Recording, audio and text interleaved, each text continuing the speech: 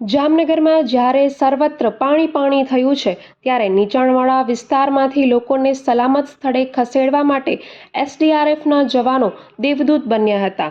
પાણીમાં ફસાયેલા લોકોને બહાર કાઢીને સલામત સ્થળ પર ખસેડવા માટે કામગીરી કરવામાં આવી હતી। ત્યારે એસડીઆરએફ તે રાજકોટની ટીમ દ્વારા બારદાન કોમ્પ્લેક્સથી 10થી 12 બાળકો અને વૃદ્ધોને રેસ્ક્યુ કરી સલામત સ્થળે ખસેડવાની કામગીરી એસડીઆરએફના જવાનો દ્વારા કરવામાં આવી હતી।